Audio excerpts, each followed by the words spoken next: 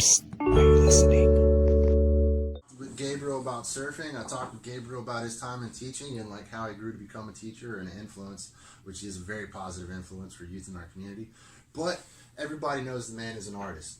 Mm-hmm. You've been an artist your whole life. I remember when we were kids, you were doing the same thing, different way. I remember you making spray paint art t-shirts. I remember seeing things all over town that did not have your name on them. That's a truth. You don't see any of that anymore. I mean, you probably could still find some of that stuff. Maybe. I don't know. Covered up in somebody else's artwork. Something. But yeah, dude, so you have this amazing style. You mentioned freehand or freestyling. Yeah. And one thing I feel like your style is definitely heavily influenced by, one, your skill with the portraiture and the stenciling. Like that takes an eye, or either that or software application, like knowing what you're doing. Period. Sure.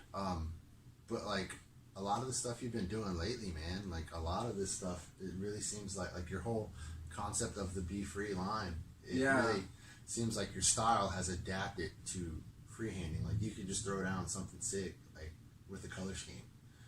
Yeah, I think I used to be really scared of colors, to use paint different colors. I used to just work in grayscale.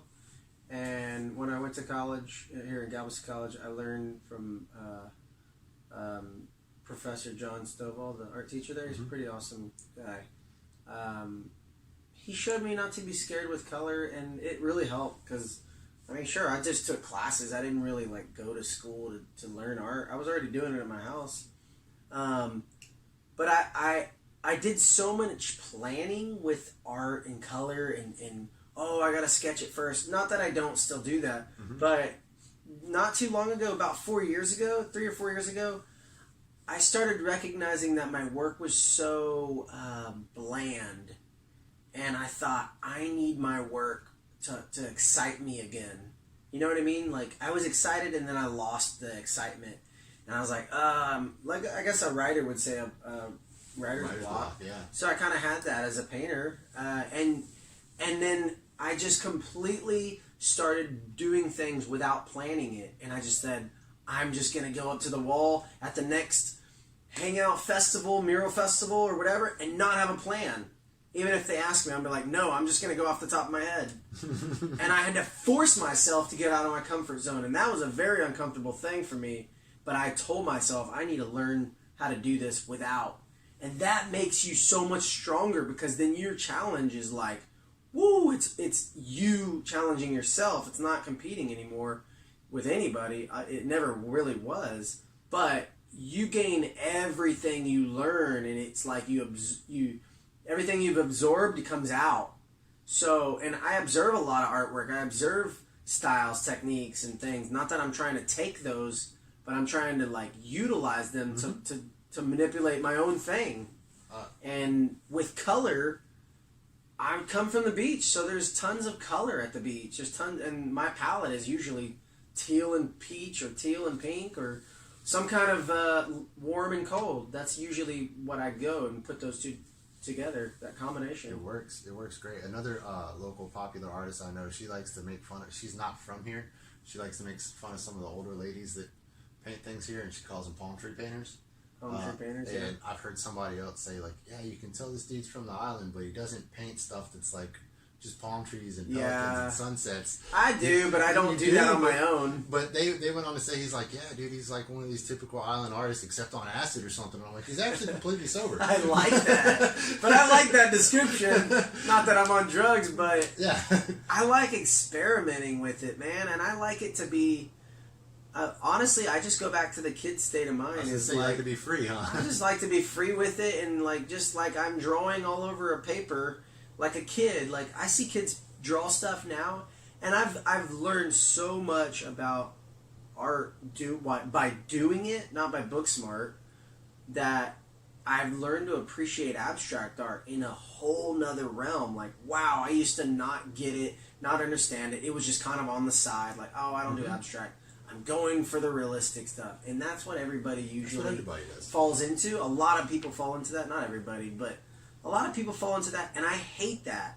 I want to destroy the idea of painting realistic stuff. I don't hate realistic stuff. I just hated that in myself, that I was just, I have to do this. Mm-hmm. And that's where that competitive mode comes into mind. It's just like, it comes into you like you have to do that in order to be an artist, and you have to be a good artist because you have to paint realistic stuff. Just go take a picture, you know what I mean? Like, that's, you know what I mean? Just use a picture instead, and use the photography art form instead. And I had to just kill that off in my head, and by doing that, I created something not realistic, but semi-realistic with the combination of 2-dimension together, and it makes it a flawless combination. 3-dimensional, 2-dimensional together. You're destroying that 3-dimension element by adding these different things you've learned, by adding abstract. You know, I don't know, I mean, sure, you understand that, but it's like, I want that abstract effect on everything that I do now. Like, it's something that I'm like, oh, if it's just a circle, I don't even care.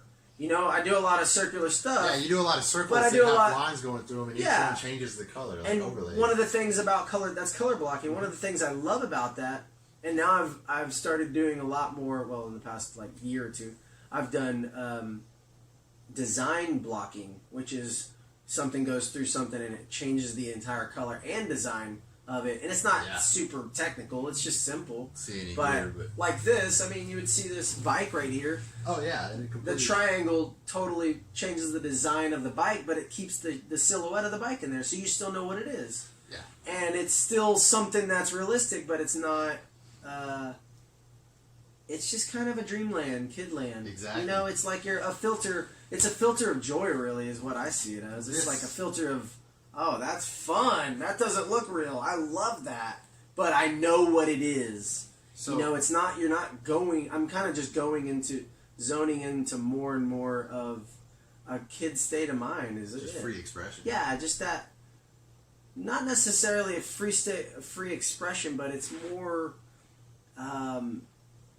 taking the object apart and putting it back together. That's how I see it. Okay. You know what I mean? I'm taking it apart, putting it back together. Like, if you were to take a bike apart and give it to somebody that knew mechanics but never have seen a bike before, and they said, okay, you need to learn how to put this together, but don't put it together like this. That's what I want to do. I want to put it back to where it's still functioning to the eye, to the principle of, I appreciate this. It looks like a bike, but not like your typical bike.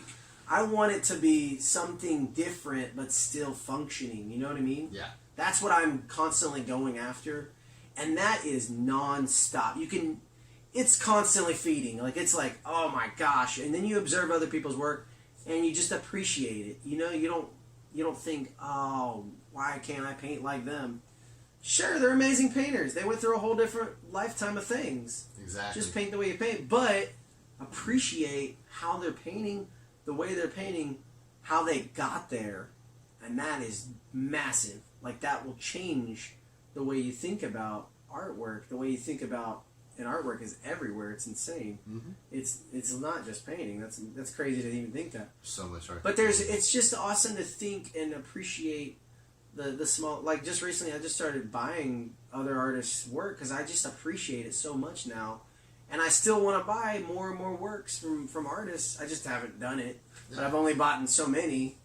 But it tends to kind of conflict with my own style too, and that's what I appreciate. And I'm slowly appreciating more and more things. There'll never be a full appreciation of it all because I don't understand everything, you know? Yeah. You can't appreciate everything. Yeah, you don't really... If you don't understand everything, you know what I mean? I can't totally appreciate mechanics because I don't really know that much about it, you know? But I do appreciate people fixing it, fixing my car. You appreciate that it exists. But I can't appreciate it like, oh man, I'm so into it. You know what I mean? Like, that's what I'm talking about as far as appreciating. Yeah, it becomes a hobby.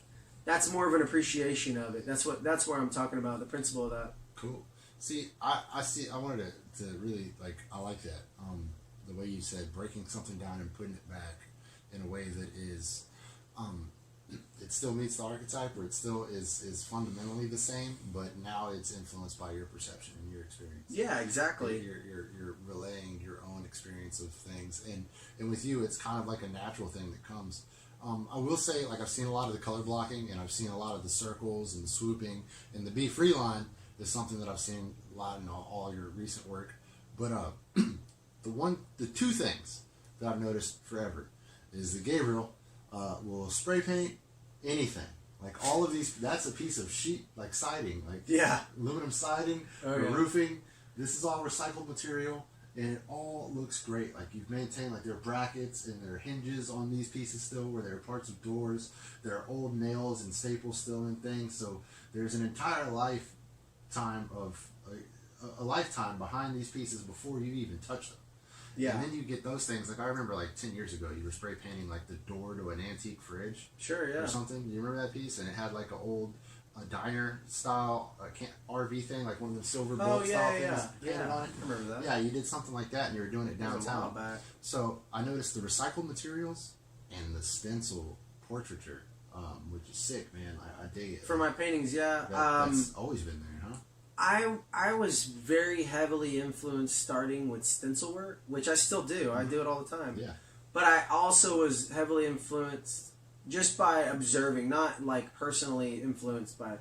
I looked at a lot of German artists that were doing online, that were doing stencils on different certain objects, and that's what created the want and desire of finding things to paint on versus having a blank white canvas. I didn't care for that. Yeah. I wanted to find history to paint on, and that's kind of a graffiti artist, really. Yeah. And that and the influence of seeing people do stencil work on, like, I mean, somebody's windshield, not an actual car, but an actual windshield, and seeing that blue inside the top part of it.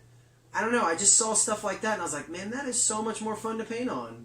And so I started doing that on just big single pieces, and then I thought, well, why don't I start cutting them up? And that's when I started creating my own style. That's kind of how I started. I just started copying, and then I just created my own style of work. You say copy, I think it was Picasso. He said, a good artist has the ability to replicate something and call it a replica. A great artist has the ability to take something and call it his own. Yeah. And that's a good saying. That's a truth that you definitely just relayed. Right on. I didn't know that. I didn't know if I've ever heard that. Most people see your art and they would probably think Warhol, who said something that also applies to what you do. Art is whatever you can get away with. Yeah, that's true. That is true, man. But no, dude, I definitely have seen like these like really bright colors, and you're all over the island. Here's a question that somebody else had for me that I couldn't answer. They're like, "Oh, you're friends with Gabriel. How did you score the entry to the island, like that gig? Like on you come to Galveston, and there's those beautiful pillars. The pillars. Oh yeah. That was a really quick thing. I submit a lot of proposals to people by just asking. I just ask people, hey, can I paint this? Hey, what does it take to paint this? And I email or call. And I emailed some people that I know from the city, obviously the city manager and his assistant, and I said, hey, I want to propose the idea of repainting the median that was painted a long time ago by a friend of mine. Cool. Yeah, I wanted to say, hey, do y'all want to repaint this? It's chipping all off. Let's do it. And they said, no, we're not interested in that, repainting that, because you can't see it. We want to, what do you think about painting the pillars? And I was like, yes, let's paint the pillars. And they're like, well, we'll get back to you. And as soon as they said that, I thought, wow, that's a huge canvas. I went on the computer and started doing graphic design, and I sent them a rendering back. I said, hey, what do you think about this? Let's do this. And I sent the rendering back, and they're like, whoa, that would be fun to do, but we need a little this and that and this and that. And we started editing it, and I was done that day, and they were like, yes, we're going to send it to TxDOT. So you pursued that? I pursued it as soon as possible because I knew that's a cool spot to paint. Yeah. That is a giant canvas, and I would be more than honored to be able to paint that. And it was a big job. And then it turned into doing the entire thing, the first two, for the entrance of the city. I was excited. I finished it, and the state of Texas even we're excited about. Dude, They emailed that. Massively recognized pieces. The thing you did for the Houston Astros. The Houston Astros. That was a big project. Was pretty awesome. And they found me on Instagram. They said, "Hey, we noticed you're near Houston. Do you want to do a project with us?" I was like, "Yeah." I didn't sleep for 38 hours because of that project. I remember we did something. I was so irritated the next day, and I was like, I gotta go finish this. Yeah, you were leaving church early to go do that. Yeah, to go grab dinner the CEO of the Astros was there, and I was like, "What? This is awesome." That was a really cool video. It was so cool. Too, though. Muros.com. Yeah, or Muros on Instagram. They're a big company out of Chicago that put together big murals for NFL, baseball, big companies. Yeah. They go around and they establish the local artists to come and do them, which is awesome. That's super cool. That's super great. That was a big project in the entire city of Houston for the Astros. One other thing about your work that came to mind. So, like, you pick a lot of these pieces, and I know you don't, like, go out there and hand pick stuff. I've actually seen you just in video digging through random piles of wood, like, whatever. Yeah. Put the stuff together and make cool art on it. And then Definitely. it comes to you. What do you do when you walk into you've been contacted by somebody, they pursued you, they want your artwork, and they pretty much just have an empty wall? Like, how is your typical approach to a new project that is just a room or a wall? I had a project like that during COVID, painting 3 pieces, but I knew what their style was, and it was black and white. They're very modern. They just built a house, and they said, "Hey, we love black and white. We know you do lots of color. We just want you to do something with black and white grayscale." And I was like, but they knew I was going to do what I wanted. Was that the leaves? Like the... No, that was the octopus tentacle. The tentacle. Okay. So I said, "Hey," and then they had mentioned that their son wanted a wall for their son of octopus, and I was like, "Well, why don't we just kind of tie that into your paintings, and it'll be more descriptive painting in yours versus the kids' room. The kids' room is a little more whimsical."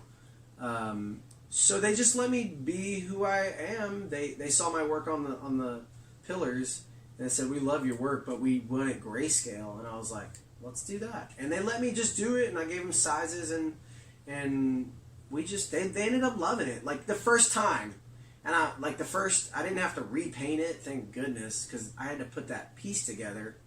I would have had to sand it all down again because I painted all on top of the piece that I created for them.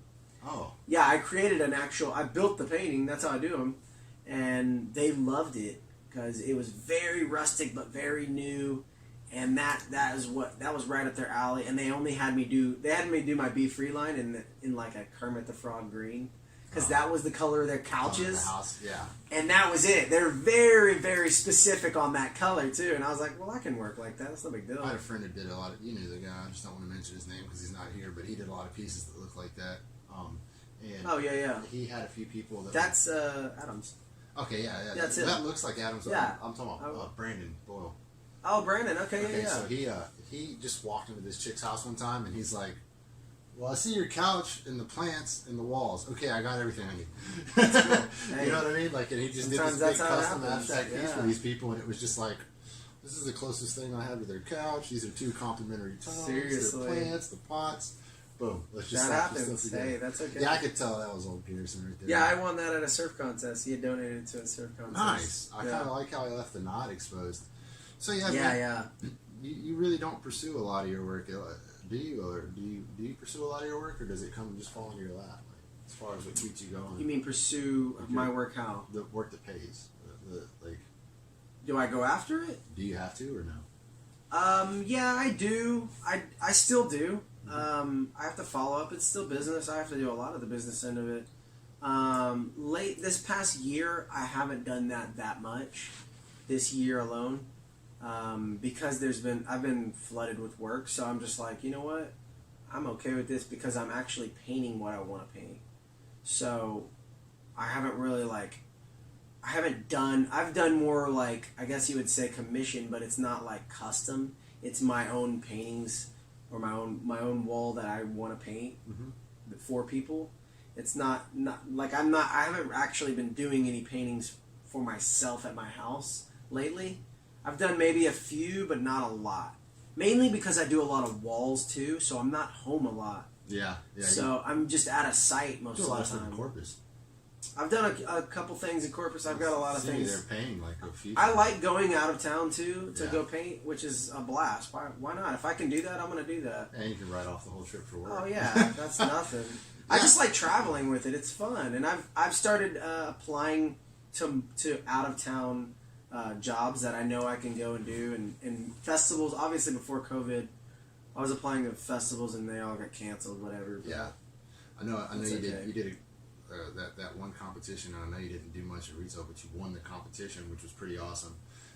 Oh yeah, and you were up there watching. I was just there to paint and have fun. Yeah, honestly, you were all I didn't over care. the place, though. You finished I was around having and moved fun around with that, man. That was pretty cool. And I was the team leader in that, Yeah, but that's I what was it just looked like, I don't know, I was just trying to take care of business. I don't know. Then you bought somebody from the losing team dinner afterwards. Just to Yeah, why not? They came. Yeah. I was stoked they came. I felt good. I wasn't the only vegetarian. That's what you do. You take. Are you listening?